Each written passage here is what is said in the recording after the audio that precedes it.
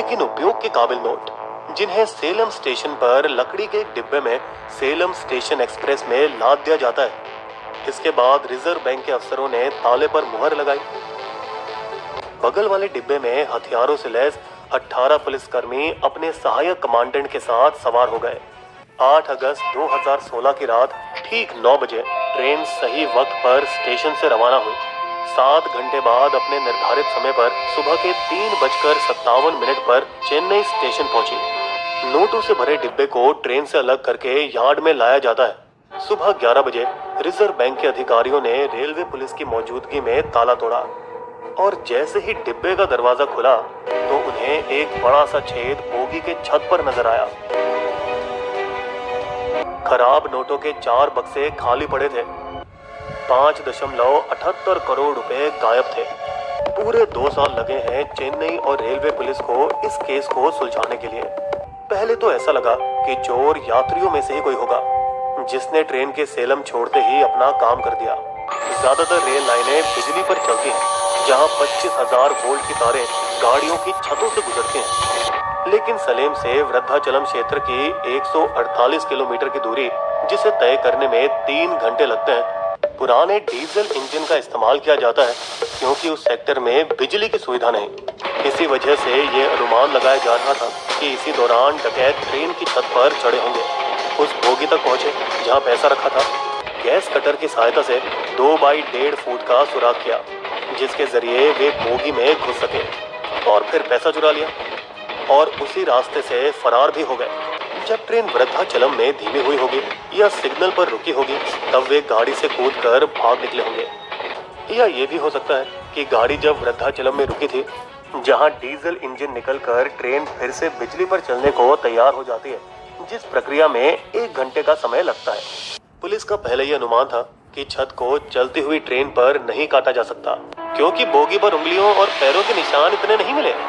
या एक दूसरा अनुमान ये भी लगाया जा सकता है कि यहाँ किसी सरकारी अफसर की मिली भगत रही होगी, जिसने सेलम स्टेशन में उन्हें अंदर जाने में मदद की, फिर पैसा चुराया और इस बार अंदर से छेद काट के बाहर आए।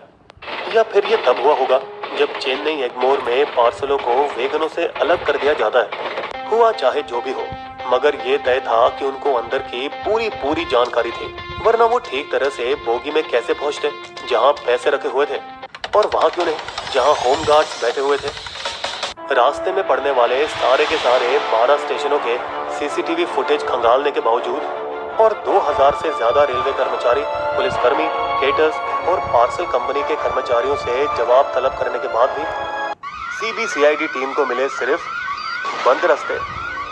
लेकिन फिर भी उन्होंने उन सभी मोबाइल नंबरों की जांच पड़ताल करनी शुरू की जो कि सेलम जंक्शन और सेलम वेल्लुपुरम के बीच चालू थे। उनमें से कुछ 100 नंबर तो चालू थे और बाकी 11 ने तो एक दूसरे से बात भी की। इसी की मदद से जांच टीम ने सेलम और वेल्लुपुरम जिले में पड़ने वाले सभी टोल प्लाजा के सीसीटीवी फुटेज खंगाल डाले, जिससे वे संदिग्ध व्यक्तियों या उनकी कारों का नंबर देख सके।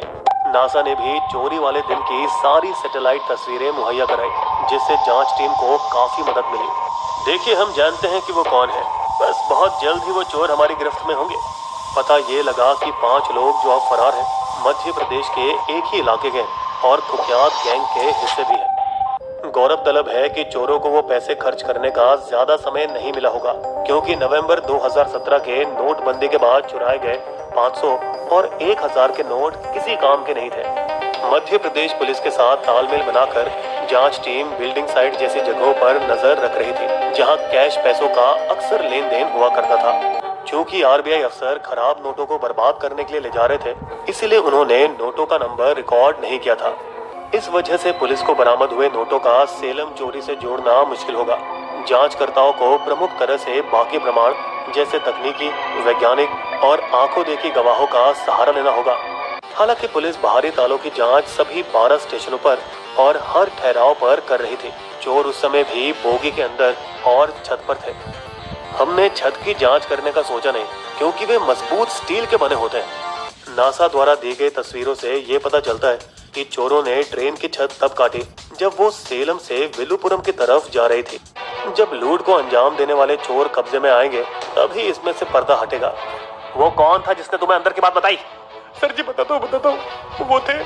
पुलिस को भी सारे नियम ठीक से पालन करने चाहिए थे। ये उनकी जिम्मेदारी थी कि हर बार ट्रेन रुकने पर वे बोगी को घेर लेते, पर उन्होंने ऐसा नहीं किया, सिर्फ ताले जांचे।